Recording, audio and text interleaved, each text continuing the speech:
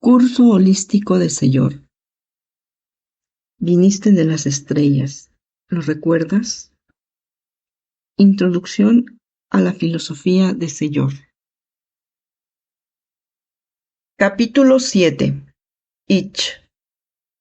Palabra maya que significa rostro. Subcapítulo Ángela, hacia la realidad de los mundos. En la nave interdimensional de Sellor. Pensaba que al pertenecer al grupo Sellor estaba protegida, que nada me podía pasar, que no sufriría enfermedades, que el despertar de la conciencia sería un hecho y que podría estar con mis hermanos hasta el final, dije. Claro que estás protegida. Lo estás para poder desempeñar y llevar a cabo aquello a lo que has venido, para cumplir con un compromiso adquirido. Observa los efectos que ha producido tu partida y los procesos vividos durante la enfermedad. Has realizado un trabajo de ayuda humanitaria, un sacrificio por la humanidad. Quizás pensabas que la ayuda humanitaria se trataba de ir a llevarle comida al hambriento, de dar de beber al sediento, que también lo es. Pero estoy hablando de un sacrificio por la humanidad, de una ayuda humanitaria que se da a través de la comprensión y que se expande por campos morfogenéticos entre los afines.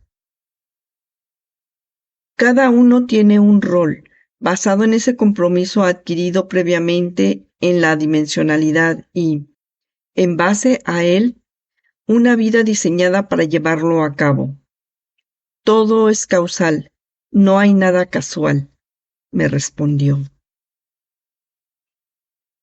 Mi persona acababa de partir del mundo terrenal, y ese ser de gran sonrisa y pelo rizado de color rojizo me acompañaba en esos momentos. Desde esa perspectiva pude observar que mi vida no se había enfocado adecuadamente al camino espiritual. Mi voluntad falló, mi apego era evidente y el medio se las ingeniaba para mantenerme distraída. Había sido una lastimosa pérdida de tiempo. Desde pequeña siempre tuve un gran interés por la vida extraterrestre y las civilizaciones antiguas. Siempre pensé que había formado parte de ellas. En mi interior latía algo que me decía que había más. Había mucho más de lo que mis ojos veían y de lo que podía encontrar en los libros. Recuerdo un viaje. Ese día no conducía yo. Íbamos en silencio, cada uno envuelto en sus pensamientos. Un día soleado, con un cielo azul inmaculado, ni rastro de una pequeña nube o bruma. A lo lejos, veo un objeto metálico en forma tubular. La persona que conduce mantiene su mirada absorta en la carretera. Observo la posición del sol. ¿Podrá ser la sombra de algo? Aunque no había nada más en el cielo. Poco a poco el objeto empieza a desaparecer desde los extremos hacia el interior, haciéndose cada vez más pequeño. No se movió en ningún momento. Un buen rato después apareció en el cielo un avión. No era lo que vi. Al comparar los tamaños me di cuenta que ese objeto tenía unas grandes dimensiones. Por mi trabajo, viajaba mucho, había dado la vuelta al mundo en varias ocasiones, siempre con una maleta preparada, dispuesta para el viaje. Mi paso por el grupo Sellor fue fugaz. Realicé el curso holístico, obtuve el nombre simbólico, incluso participé activamente en reuniones del Ágora del Yunantal como delegada. Tras mi paso por el Consejo de los 12, la ilusión me embargaba. Obtuve los apoyos o votos necesarios para ser mul, acepté el código deontológico y fui ratificada en comisión. Como guinda, la propuesta para ser GTI, que no dudé en aceptar. Con el tiempo mi participación fue a menos. Estaba inmersa en mi trabajo, en mi vida personal con su problemática, y solo escuchaba, de vez en cuando, algún comunicado de los hermanos mayores. Una mañana, en una fría sala de hospital, mi vida se detuvo. Recuerdo que estaba hablando por teléfono, ultimando la maleta para un nuevo viaje, esperando en mi casa a que llegara mi compañera a recogerme. Cuando abrí los ojos, estaba en la habitación de un hospital. Había sufrido un desmayo.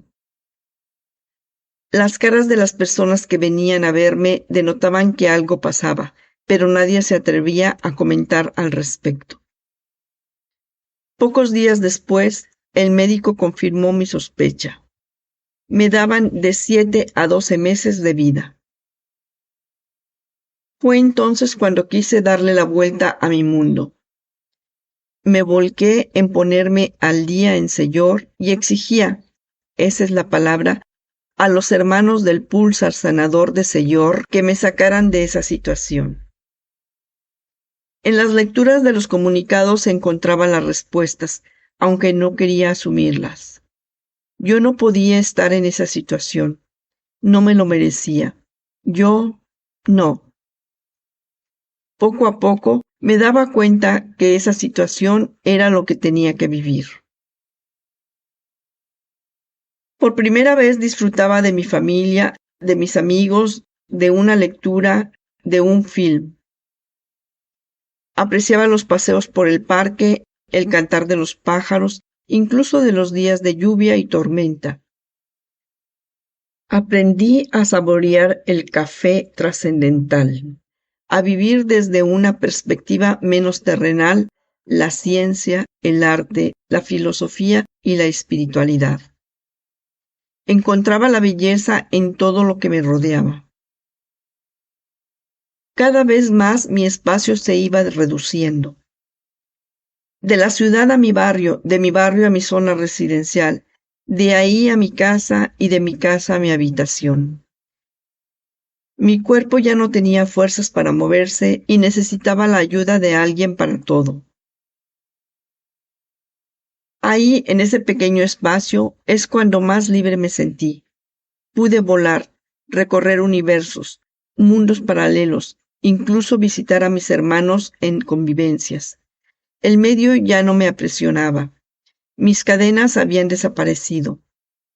Tan extrema situación me ayudaba a que la autoobservación fuera más fácil, ya que prácticamente no interactuaba con nadie. A través de ella pude ir comprendiendo todo este proceso, llevándome a un desapego de todo lo material. Nada de lo que tenía me iba a llevar. Este era mi sacrificio por la humanidad, mi proceso de ayuda humanitaria. En este estado, las extrapolaciones eran continuas. De una manera pude entender mi papel en esta vida tridimensional, el propósito que había venido a cumplir. Esta enfermedad que estaba sufriendo iba a ayudar a las personas de mi alrededor a tomar conciencia acerca de las cosas importantes de la vida. Iba a suponer un impacto para mi hermana pequeña, pero con el tiempo su vida cambiaría, dando prioridad a la espiritualidad. Podía ver claramente los efectos que iba a producir.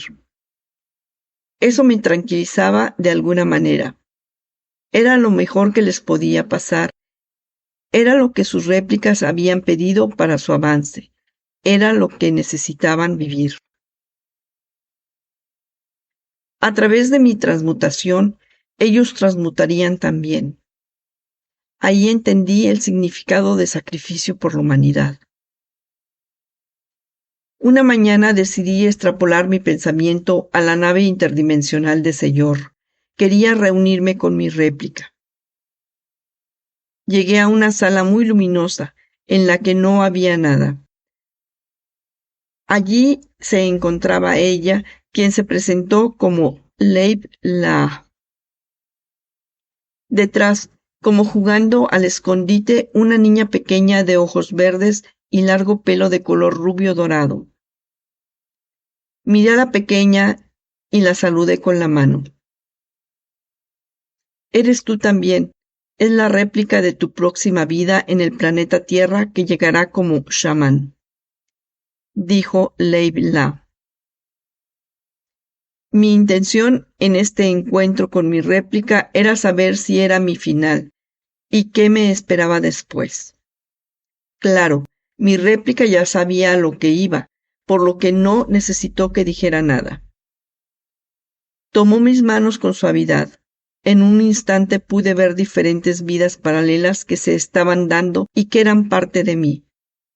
La llegada al planeta Tierra, el viaje a Nagbe, el encuentro con el espejo, el planeta de los meteoritos, las sandalias, mi viaje a la Utu, entre otras muchas.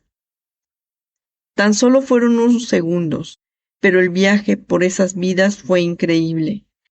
Mi cara de asombro y alegría lo decía todo. La pequeña y Leibla sonreían.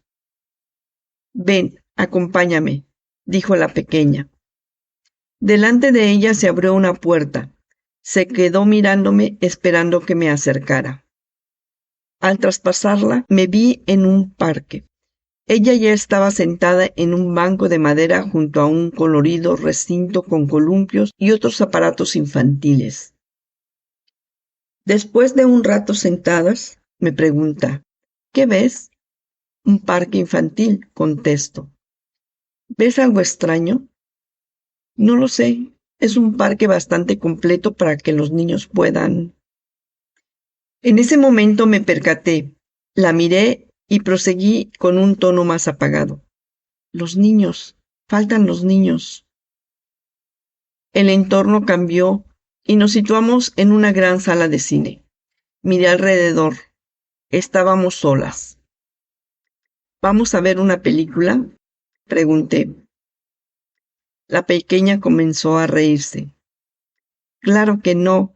Estamos en CEIP, ese gran ordenador plasmático creado por Silaucar. Quiero que veas algo. En la gran pantalla empezaron a proyectarse imágenes y escenas de distintos puntos de la geografía terrestre. Observa y dime qué ves, volvió a decirme. Tras unos segundos contesté. Veo personas de todas las edades y razas. Están serias, no sonríen. Incluso los niños no parecen niños. La gran mayoría va mirando la pantalla de un móvil, un reloj, una tablet. Ni siquiera se dan cuenta de con quién se cruzan. Parecen robots. Después de unos instantes de silencio, la pequeña agarró mi mano y dijo, este es mi mundo. Es el mundo donde viviré dentro de unos años. Una inmensa mayoría de personas ya casi no tiene sentimientos. Se encuentran inmersas en un mundo virtual, propiciado por las redes sociales y la tecnología. Muchos ya se han convertido en cyborgs, y otros muchos van de camino. Es algo que se lleva planeando desde hace mucho tiempo. Un plan para convertirnos a todos en robots, en cyborgs. Antes, las personas se conectaban con la naturaleza, observaban su entorno y disfrutaban de él. Ahora, en este tiempo futuro no muy lejano en años del que tú vives ahora, no hay tiempo para eso. Todo el mundo vive pegado a una pantalla, consumiendo una gran cantidad de información que no es capaz de asumir.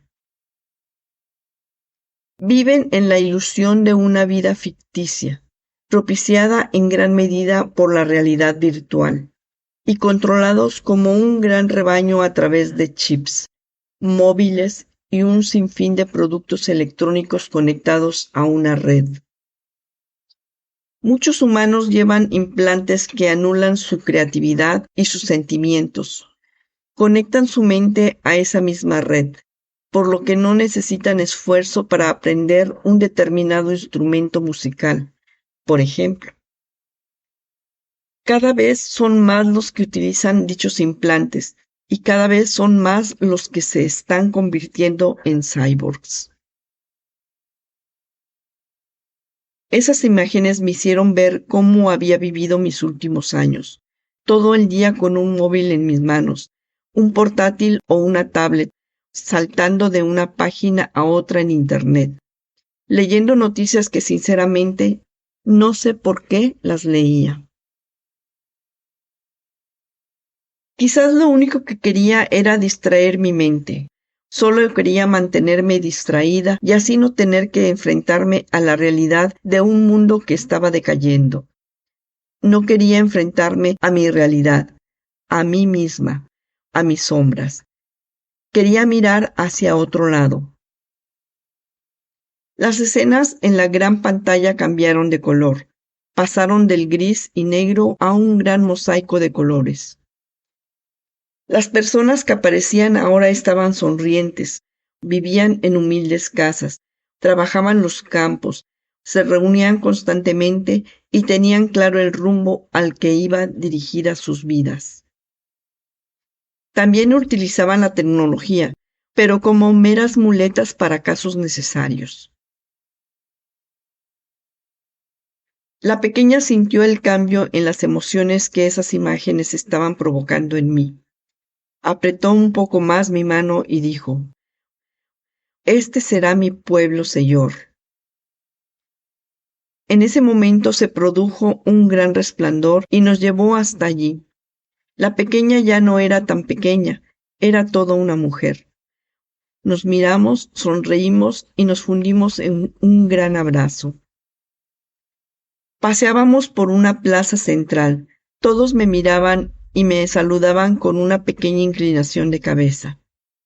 Sus caras mostraban una gran felicidad que me contagiaba. No podía creer que pudiera estar en un pueblo señor. Me saludan como si me conocieran, le susurré a la mujer que ahora me acompañaba. Ella sonreía y contestó: «Todos saben quién eres, de dónde vienes y qué haces aquí, en estos momentos. Recuerda que somos capaces de vivir en los dos mundos a la vez.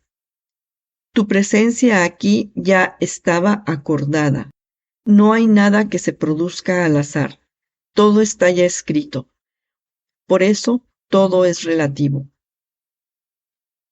Fue un pequeño paseo, una gran experimentación que me aportó un gran sentimiento de esperanza. Iban a llegar tiempos muy difíciles, cierto, pero habría personas que servirían de luz en la oscuridad, grupos de personas que se unirían para dicho propósito, como es el Grupo Señor. Una gran nave en la que viajarían hermanos y hermanas dispuestos a la ayuda humanitaria, preparados para ser faros de luz en tiempos de sombras, con el propósito de dar a conocer el camino hacia la realidad de los mundos. De vuelta a mi vida tridimensional, la alegría y el entusiasmo no podían ser mayores. No necesitaba más respuestas. La vida en este planeta Tierra era solo una más de las muchas historias y vidas que estaba llevando a cabo. ¿Por qué iba a estar triste? Mi papel en esta obra de teatro estaba llegando a su fin, pero vendrían más. Volvería a este planeta para seguir ayudando a los autóctonos en el despertar de la conciencia, en este salto evolutivo que se iba a dar. Esa misma tarde vino a visitarme mi hermana pequeña. No llevaba bien mi enfermedad y le costaba venir a verme. «Te noto más feliz de lo habitual», dijo al entrar en la habitación. «¿Por qué no voy a estarlo?», repliqué. Se sentó en la silla que estaba junto a la cama, me secó un poco el sudor de la frente y se quedó mirándome a los ojos. «Te voy a contar un secreto», le susurré. Ella miró a los lados para asegurarse que no había nadie escuchando, acercándose un poco más a mí para que se lo dijera en voz baja. Vas a ser madre de una preciosa niña de ojos verdes. Ella te indicará el verdadero camino. Se sentó nuevamente sin decir palabras. Agarró mi mano y así permanecimos durante un par de horas, en silencio. Le enviaba pensamientos y sé que de alguna manera los recibía. Se levantó, me abrazó y fue la primera vez que no lloró. En su rostro también se dibujaba una gran sonrisa, aunque ella sabía que no volveríamos a vernos, al menos eso creía. Después de ese encuentro, las visitas se fueron reduciendo. Empezó una pandemia provocada por un amigo invisible y estaban prohibidos los desplazamientos. Cuando vi la noticia en televisión, empecé a reír como nunca. No podía parar. La persona que me acompañaba, una enfermera que era mis manos y mis pies, se contagió de la risa. Allí estábamos las dos riéndonos. Fueron varios los minutos en los que estuvimos así. ¿De qué nos reímos?, preguntó.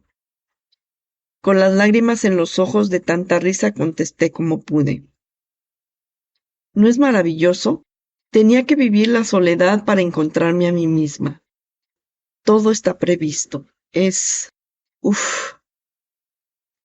En ese momento, la chica dejó de reír. No me entendió. Lo que está pasando en el mundo son los efectos de una causa. La casualidad no existe. Y todos tenemos parte alícuota de esa culpa, entre comillas, del origen de todo esto, dije más serena. Ahora sí, ahora entendía mi vida, mis circunstancias, el para qué de todo lo vivido. Esa sonrisa, que siempre me acompañaba y que no sabía muy bien de dónde venía, se dibujó lentamente en mi rostro. Te noto sin fuerzas. Parece que es cuestión de horas, comentó la enfermera, a lo que le contesté. ¿Horas? Me queda toda una eternidad por delante. Cerré los ojos y